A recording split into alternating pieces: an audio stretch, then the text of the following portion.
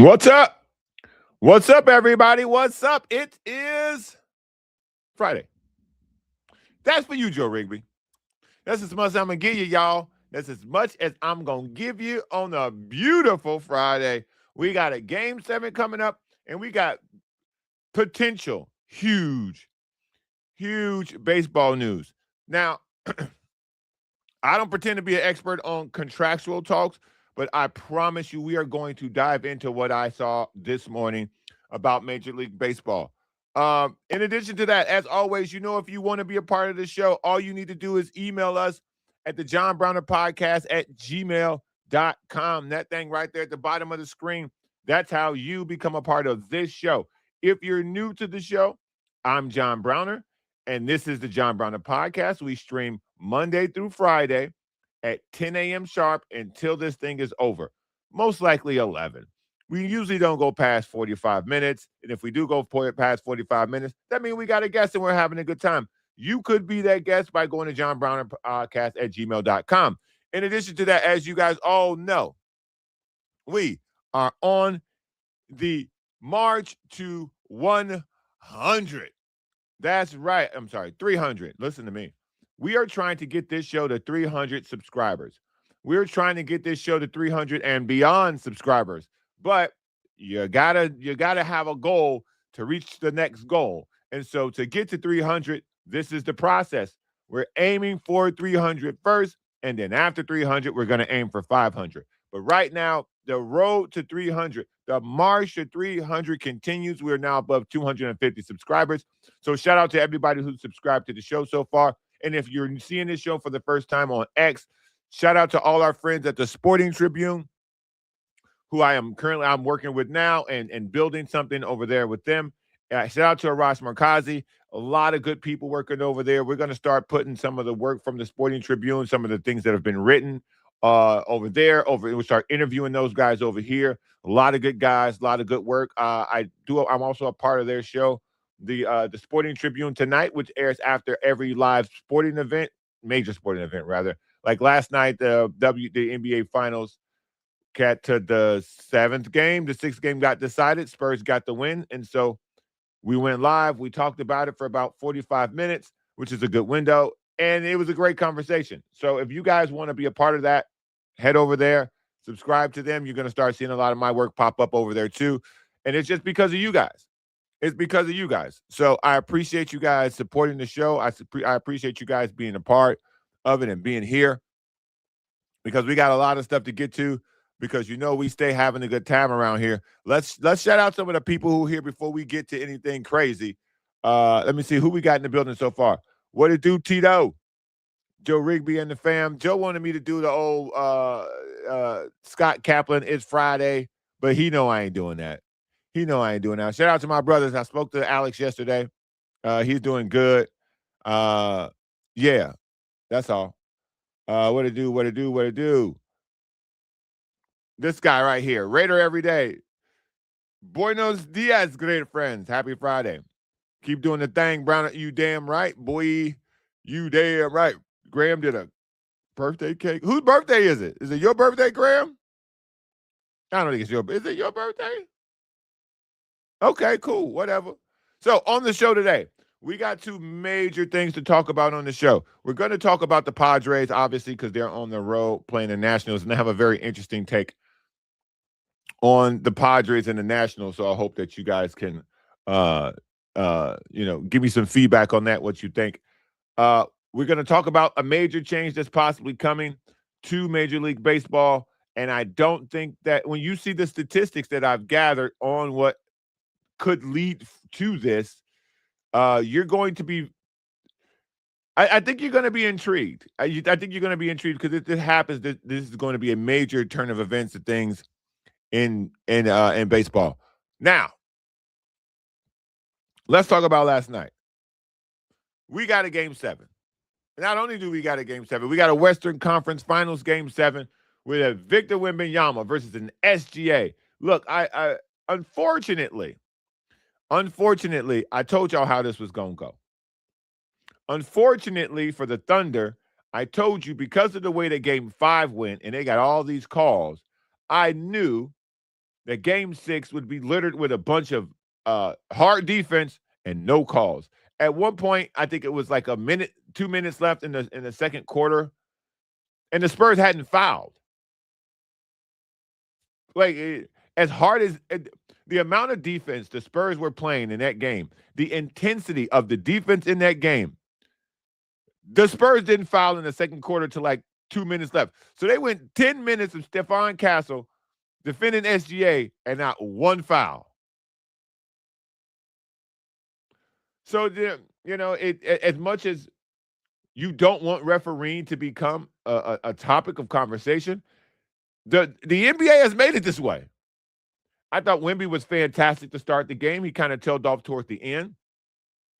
I thought the struggles of De'Aaron Fox were absolutely masked by Dylan Harper coming off the bench and just going crazy. Dylan Harper had a great game. He looks healthy after that game 2 injury or muscle aggravation he appeared to have. He was wearing tape last night. Was the first time in this series since game 2. He wasn't wearing any visible tape on his knees, and he looked ready to go, man. He looked young. He looked fired up. Devin Vassell brought the fight to Chet Holmgren, who, it ain't about the size of the dog. It's about the size of the fight and the dog, as they say. And Devin Vassell had that fight last night. Stephon Castle always has that fight. Wemby had that fight, like I said, in the first quarter, but after that, you really much didn't need it because once the Spurs went up 20, last night's game was interesting because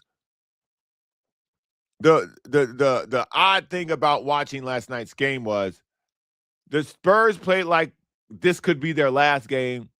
The Thunder played like they had another game left to go after this. I don't know what you want to call what they did with J-Dub last night, bringing him into the game for 3-minute stretches. He didn't start. He came off the bench. Completely ineffective. Completely out of rhythm. Whenever you are in basketball, I missed a lot of time. I broke my wrist in basketball, and I ended up missing like a month, maybe a month and a half of the season. So about 6 to 7 weeks of the season I missed. The number one thing I never got back the entirety of the season, the ball handling. So you're asking a guy who hasn't played in days to come into the highest competition that exists in the world and, you got it. That's not how it works. And then to not start him and have him build off the rhythm of the game, it appeared to be a very bad plan. I thought they could have done a hell of a lot better with what they were doing, and it was just disappointing, to be honest with you. I thought Oklahoma City's effort was half-assed outside of SGA.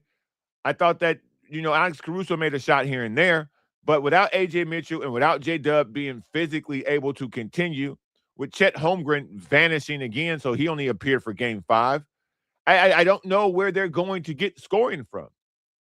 I really don't. They have SGA in a box right now.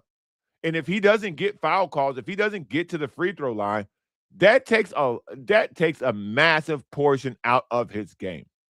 And so his inability to shoot threes shrinks the floor for him.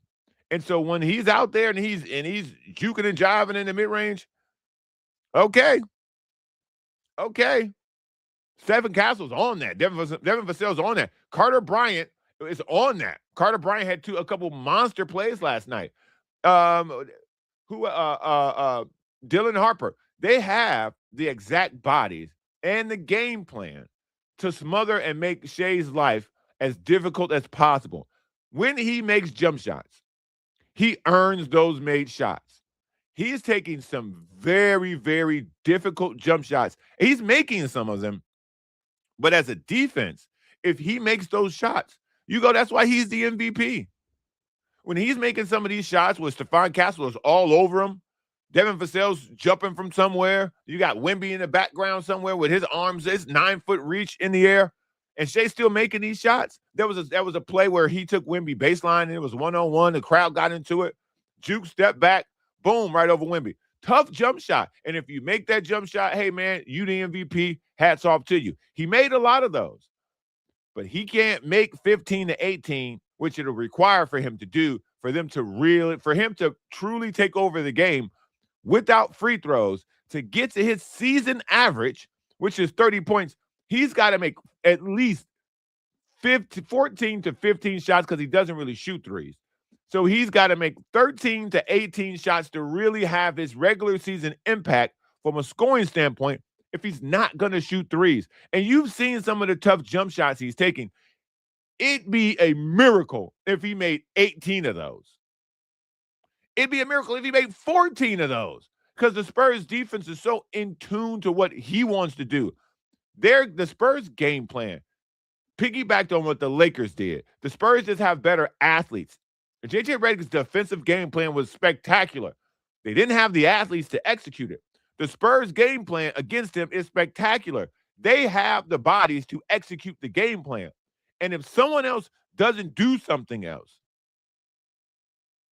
if Alex Caruso doesn't have another game where he makes 7 threes, or Chet gives you a 20-10, or Frankenstein, or I like Harshestein, I like call him Frankenstein because of the way he out there fouling people.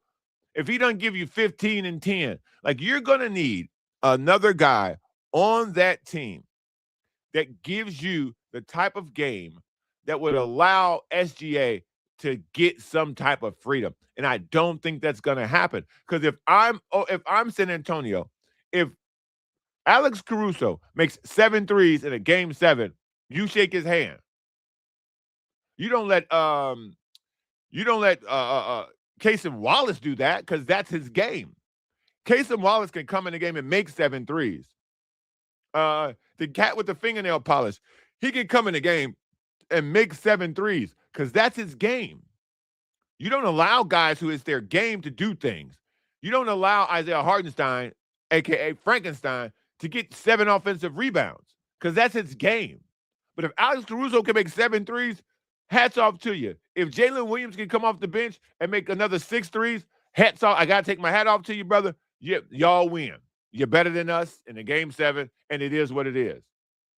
Because there are some ways, because the Oklahoma City Thunder are so good as a team, that if certain guys beat you in a particular way, you just got to chalk it up. You just got to chalk it up if some of these guys beat you in a particular way. But I don't see that happening. The only question I have for the San Antonio Spurs is, will we see game 1, game 6 Wemby, or will we see game 2 Wemby, game 3 Wemby? That's the only question I have. Will we see game 5 Wemby, where he's non-existent for large chunks of the game, where in the post-game, people are saying, well, he's got to shoot more. If we see game 1 Wemby or game 6 Wemby, the Spurs are going to win that game. But if we see any other version of Wemby, Oklahoma City's going to another finals. Because Wemby's impact on the game is so humongous. And listen, he shot a lot of threes last night. I think threes from him is fool's gold. And I think the Thunder feel the same way. If you make 7 threes, big fella, if you make 6 threes, big fella, yeah, I take my hat off to you, man. You better than us. Have fun. Good luck in the finals. Go get you one. If I'm the Oklahoma City Thunder, I want him shooting threes. I don't want him going to the basket. When he's near the basket, it's either a very easy bucket, someone fouls him, or it creates another easy bucket or another easy attempt for someone else on the roster. And the Spurs shot the 3 very well last game, and they've shot the 3 okay this series. They shot the 3 great on the road in game 1. So they've done this already in Oklahoma City. And so that's the tape I would be turning on if I were the Spurs coaching staff, to show them, hey, man, we went in there game 1 and we did this. Let's go in here in game 7 and do this. But if Wemby's out there thinking he's, Steph Wemby, if he think he's Chef Wemby and he's going to be launching threes, I don't think that's the best game plan. I think the best game plan for Wemby in a game 7 is to get as close as he can to the basket and operate in there, and then begin to work your way away from the basket once you start dominating inside. But to just let him chuck threes, if they don't go in, you can see the air come out of them. You can see the energy build in Oklahoma City when he starts taking threes. He's one of the rare players that I've seen. When he takes threes and they don't go in, the defense The defense gets excited. The other team begins to cheer. So I don't know. I don't know, man. We'll see. We'll see. Let's see what we got here. Andre says, "Come on, Spurs, show up in Game 7." I hope they do, man. I I don't know if they will. Not gonna lie to you. That's the biggest. That's the biggest fear of all these things is if they will or if they won't show up in Game 7. All right, listen. This guy wants to talk on the show. I don't know why he came in the middle of my NBA speak. This is my son, one of them. I told him he could have a small bit on the show today. So, all right, tell him what you want to say. I like playing basketball with my sister because she is great and I love her. The reason why I like to play basketball is because I like playing with my sister. All right, good job. Or you try. Or are you doing it by yourself Yeah, Daddy's doing the show by himself now. every day? Every day. You're doing it by yourself? Yeah, I'm doing it by myself every day. Close the door, bro. So there you go. There you go. That's my son Jabari. He asks could he be on the show. So there you go. Uh, but outside of that, man, I really and by the way, because that happened, there may be a river of children that flow into here now that want to be a part of the show. So at any point in time, the show keeps getting stopped because there's a kid because there's a kid coming in here. Just know, the school year is officially ended. School is over, and so now until they start camp, they'll be around. Um, so in particular, the number one thing I hope we see from Game 7 is the Spurs show up. Game 7s are notoriously bad games. They have a lot of hype around them. The play in them is usually not that great. But I will honestly tell you, I do not expect for this game to be a work of art. I expect for this game to be very ugly. I expect for this game to have a lot of foul shots. Let me see. Somebody said something. Let me see. Excuseless said the game went exactly how you predicted. Yes, it did. I've been watching basketball for 30 plus years. I knew what was coming in game 6. And again, as much as I hate to harp on the referees being such a major portion of the game, that's an NBA problem. If it's a foul in game 1, it's a foul in game 7. If it's a foul in the first minute, it's a foul in the last minute. I don't really if you if they ref the games the exact same way, these players are the 0.001% of physical athletes in the world in this particular sport. They can adjust their games, but you have to give them a steady diet of what to expect from a refereeing perspective. And honestly, refereeing is really like it's it's from person to person. Each referee is different. So what they see is different. Their range and what they can call is different. Your position on the court changes because you're always rotating because the speed of the game. And so in basketball, it's very hard to have a uniform call from game to game to game. Like we don't even know what traveling is anymore. What the hell is the gather step? Like basketball has changed. You are depending on the eyesight and the accuracy and the speed in which these guys can digest the game. They missed a goal 10 in game 5. They missed a referee. They missed Miss Johnson standing right in front of them trying to call a timeout. They missed it. So refereeing is subjective. It's completely subjective, and that's been the NBA's biggest problem for far too long. And I love this sport, but they're the only sport with multiple referees busted for gambling. And I don't know how the only way to fix this is to make sure that all the calls are the same at all times. So either you're going to let these guys play it out or you're going to micromanage the game and call almost every foul you see. Or find a medium somewhere in between. But in finding a medium somewhere in between, you get game 5 and then you get game 6, where the guys of game 5 call damn near everything on behalf of Oklahoma City. And then in game 6, call virtually nothing in the second quarter. Like, it was a weird watch, man. It was a weird watch, but I knew it was coming. I don't know how the Oklahoma City Thunder didn't get a free throw after getting 10 free throws in game 5 to not get a single foul called for him in the second quarter. The Spurs had no fouls for like 8 or 9 minutes in the second quarter. As hard as they were playing on defense, that's virtually impossible. And so that just gets me back to the point of I think I know what's going to happen in game 7. I think that the Oklahoma City Thunder will get some whistles. I don't think they'll get as many as game 5. I think game 7 is where the happy medium will come in. The referees will call the game as best as they possibly can, where it doesn't favor anyone. But they say Scott Foster is going to be at the game, and Scott Foster is known as the extender, but this is game 7. But he's known for putting his imprint on the game. And the fact that we know this about an NBA official is crazy.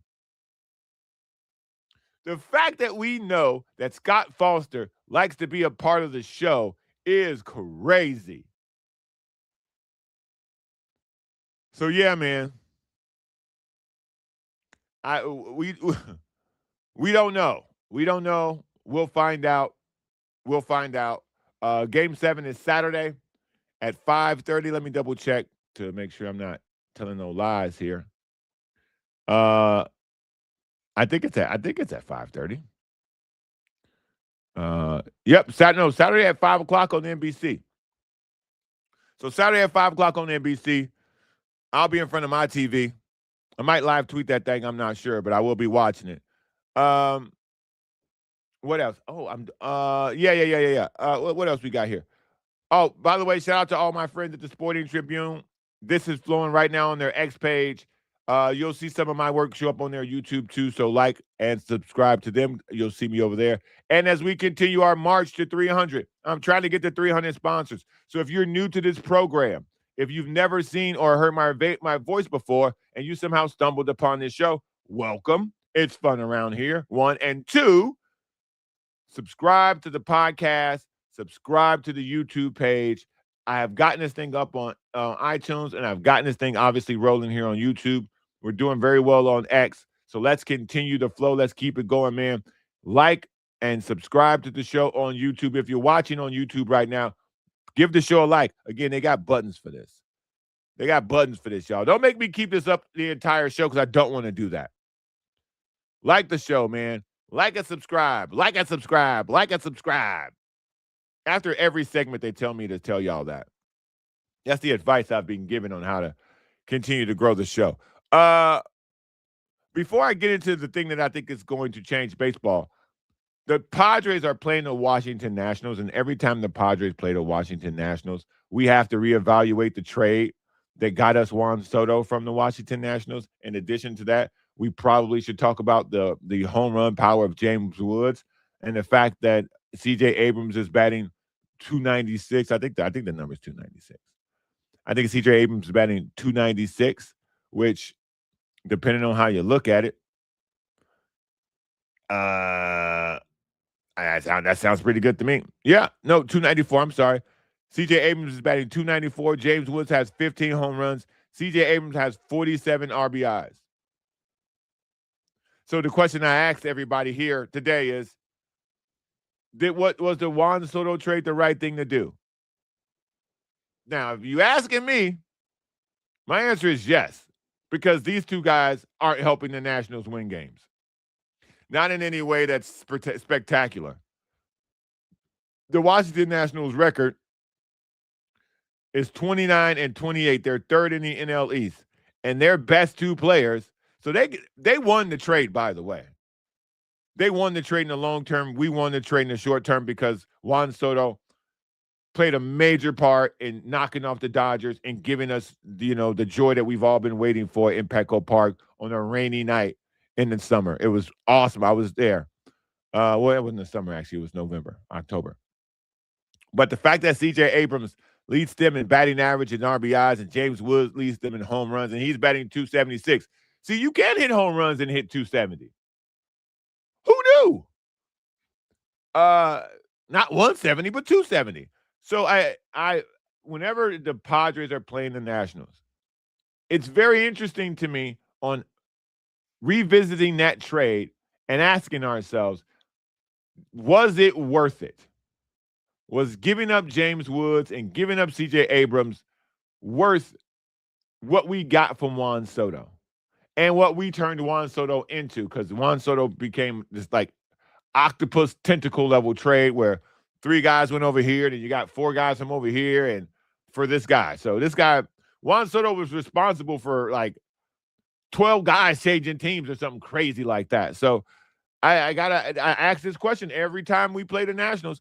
Every time the Padres play the Nationals, I ask the exact same question every single time. Was it worth it? And as a fan, only you can answer that question. Only you, as a fan, can answer, was the Juan Soto trade worth it? For me, absolutely it was, because I was in the building when it paid off. We knew we were never going to pay him. No one in the Padres organization thought that they were going to give Juan Soto, I think it was $400 and something odd million. We knew that wasn't going to happen. This was a trade to kind of help push us over the top. And because Fernando Tatis Jr. got popped with the steroids in this same window, that really took a lot of wind out of the sails of how far you can go. But with what they had, look what they did. So I always give props to Juan Soto. I always give props to the trade. I think CJ Abrams is a good Major League Baseball player. And I think James Woods hits for power. I think he's a very physically impressive young athlete. But I have yet to see those 2 guys do anything of importance that would have made me go, you know what? Nah, I wish we still had Juan. I wish we still had them over Juan Soto. I think we could have beaten so-and-so with them instead of Juan Soto. I don't believe that. So, for me, it worked out. For you, did it work out? Did the Juan Soto trade work out for you? Now that we are past it, we're removed from it. He plays for the Mets. These guys play for the Nationals successfully. I mean, wouldn't we like somebody with 15 home runs in our lineup? Wouldn't we like CJ Abrams batting 294 in our lineup somewhere at the top? So it depends on who you ask. But for me, the answer is yes. I always like to have that question when it comes up. Now, let's have this conversation happen too. Let's have this conversation happen too. I mean, listen. Does everyone? This is also a good point to argue too. Does everyone who leaves San Diego immediately improve? Probably. You know what? I'm going to say slightly, because you haven't heard anything from DeFreeze yet. The guy who they traded Mason Miller for. You haven't heard anything from him. And that's a trade that seems to be working out in our favor more than it is working out in their favor. Now, again, we don't know what he's going to do. He's got plenty of time. He's got a long runway in his career. And so until we begin to see him do something, then, we don't really know how that's going to level out. But as of right now, we've got a closer for the next decade, I would say. We have a Trevor Hoffman, Mariano Rivera level. This is the guy when he comes into the game, shut the door. I mean, we have an Aroldis Chapman level closer. When Aroldis Chapman was in his heyday, he came into the game throwing 102, 103, cooked. Graham, you're right, yeah. He's 19 years old. And he could turn into nothing because he's 19. Or he could turn into Alex Rodriguez. We have no idea. Just like we had no idea what CJ Abrams would become. We had no idea what James Woods would become, but we knew what Juan Soto was. So for me, I don't think the Freaks will be better than CJ Abrams. I think they're very comparable. I really believe that they're kind of the same player. That's my opinion. We'll see again. He's 19. We'll see how it rolls out. But CJ Abrams was a very well thought of prospect. And again, he's a serviceable player for the Nationals. He leads them in batting average and RBIs, so he can play Major League Baseball. I think you're going to see the same thing from Lou DeFreeze when they unveil him in Vegas. That's just my opinion. I mean, he'll probably be 21 by that time, and you'll have a better understanding for what he can and can't do. But I think at 19, I think that's a proper way to judge the situation. Me personally, Graham, I know you feel differently. I also know you love Mason Miller. So we'll see how it goes. We'll see how it goes. Speaking of how something goes, I saw something this morning when it comes to Major League Baseball that I thought, oh, here we go. Told you. This is my second told you story about Major League Baseball. So, according to, because I wrote a lot down. Listen, I wrote a lot down on the whiteboard when it came to this topic. So let me give you what I got. So according to Jesse Rogers of ESPN, I'm just gonna hold this out like this because y'all don't care. According to Jesse Rogers of ESPN, the CBA, which expires on I think it's December 1st, 2026. What up, Biggie? Happy Friday, brother. According to Jesse Rogers of ESPN, the collective bargaining agreement that Major League Baseball has expires December 1st. Of the things that have been negotiated or laid out initially by the owners is a 50-50 revenue split, a max cap, and a cap floor. Now, the players from their side have introduced a cap floor. They don't have a cap ceiling. They want a cap floor, which I find to be very interesting.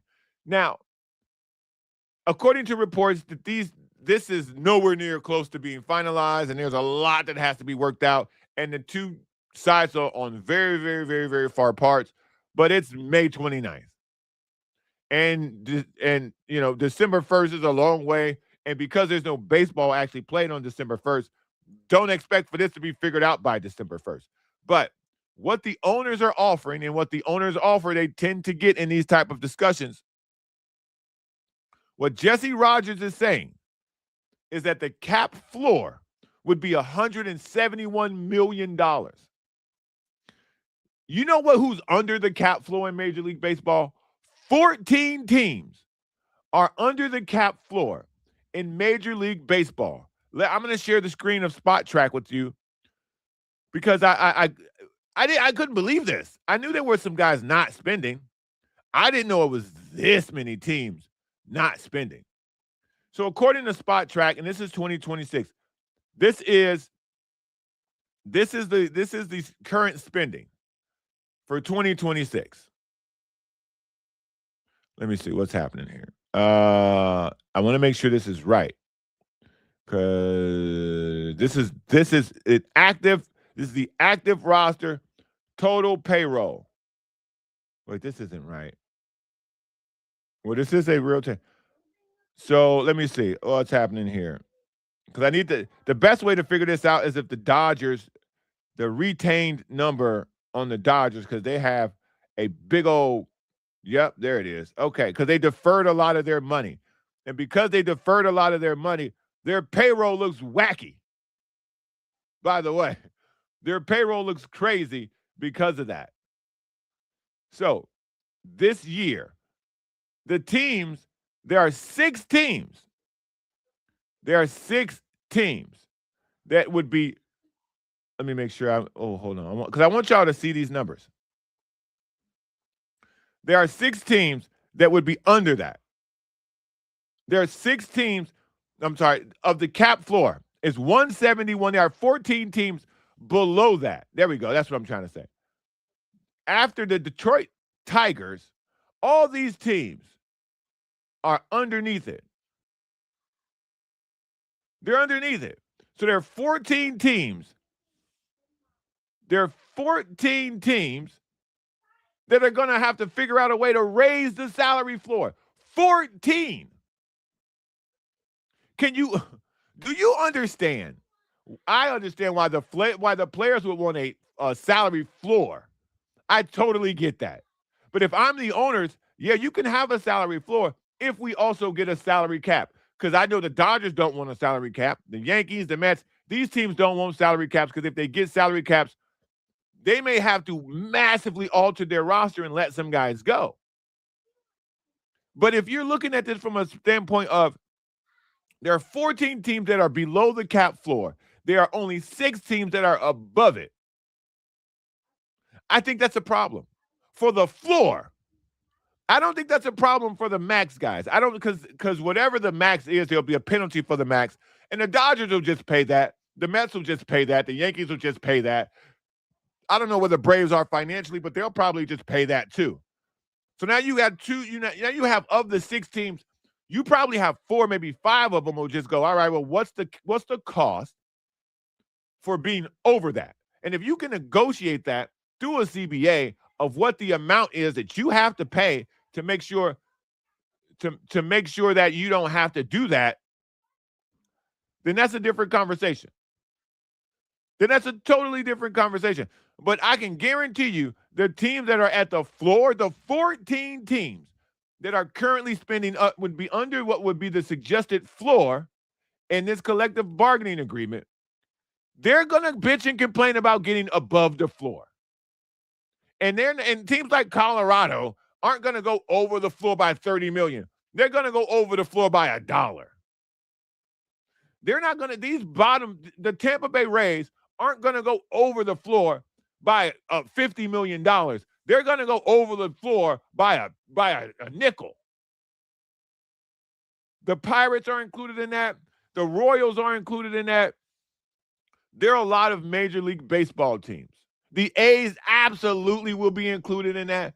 There are a lot of Major League Baseball teams where they make money functioning by spending no money.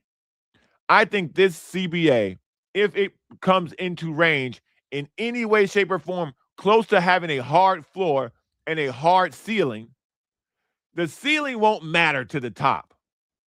The floor will absolutely matter to the bottom. Now, if you're asking where the Padres are in between. They're in between the max and they're in between the floor. That's where you want to be. That's where you want to be. They're not that much below the max, but they're below it enough that they're not in the danger zone of paying some form of tax that you will be levied if that happens. So for me, this is something that I saw, and I thought, if this occurs, this will have a seismic change in baseball, and not in the way you think. This will seismically change the bottom. This will make the teams at the bottom at current standing, I think, spend about 30 to 40 more million. Now, whether that's on players, I don't know. Maybe because if you say this is a hard cap and you cannot go past this number, you have to shed players. The top 6 teams that are in the max, that are hitting the ceiling, that are above the threshold, that's going to be a massive problem. And if you're thinking about it, they're completely outnumbered in this scenario. And there isn't a guy throwing their weight around like Steinbrenner used to. There's no Jerry Jones in baseball. There's no owner in baseball who can come in the room and be like, yeah, no, we're not doing that. We're in charge. We're the teams with the money. I don't see the Dodgers throwing their weight around like that. I see owners like the Reds, the Rockies, the Royals. I see these guys ganging up on the Nationals, the A's, possibly the Mariners, who aren't traditionally big spenders. I see the Diamondbacks. I see these teams ganging up and going, what's the number that we have to hit to vote to make sure that that cap at the top is hard, that you can't go over it? I don't know. I don't know. But that's where the fight's going to be. The fight's going to be the top versus the bottom. It's not going to be players versus owners. I think this is going to be an owner versus owner situation. Because they're saying that they're right now, the rev split, they're saying the rev split would be 50 if you give them the cap at the top and the bottom. If the players can get a 50-50 rev split, yeah, that's what you want as a 50-50, 51-49. That's what you want from a player's perspective. If every league, if you could get 50%, if you could get 50%, that that's what you want as a player.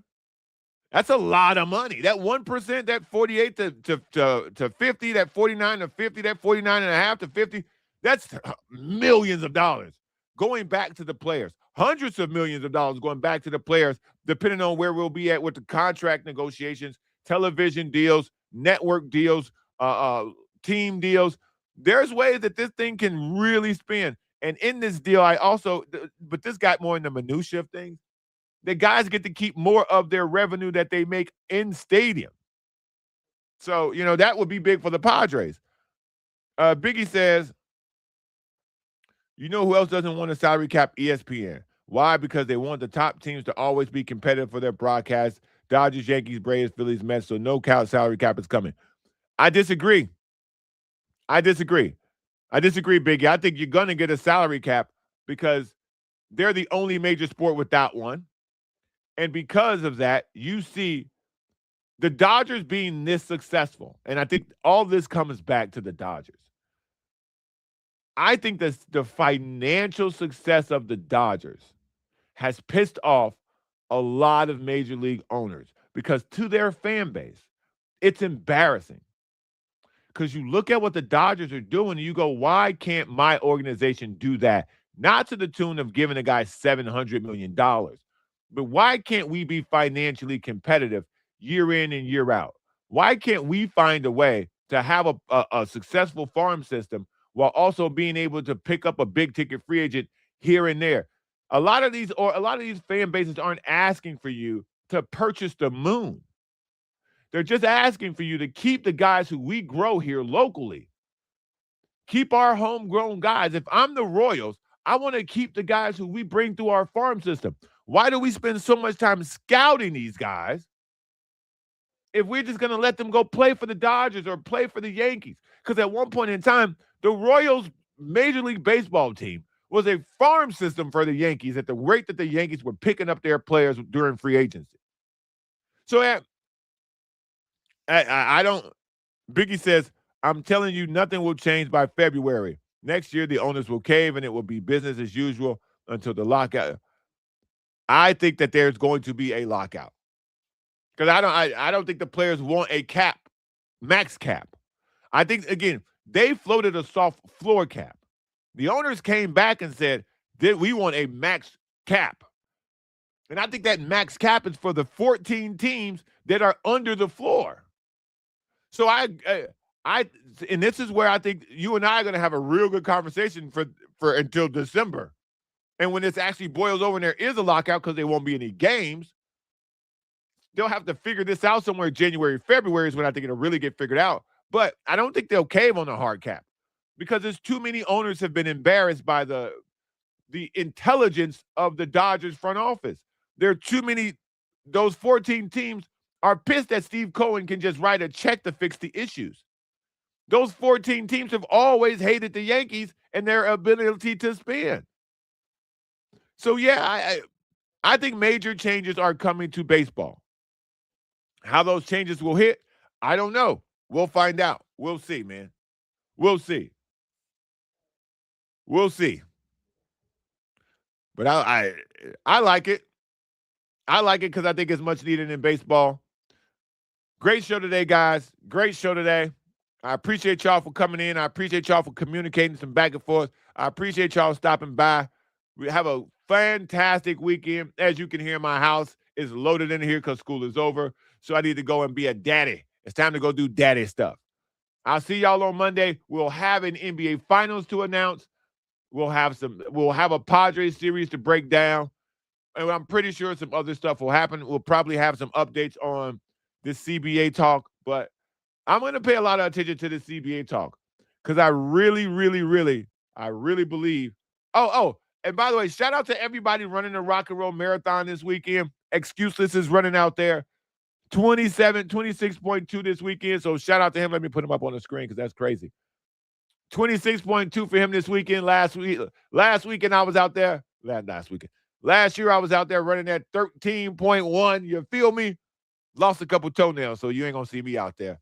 And it was sponsored. They sponsored me to do it. So yeah, man. Shout out to you, big fella.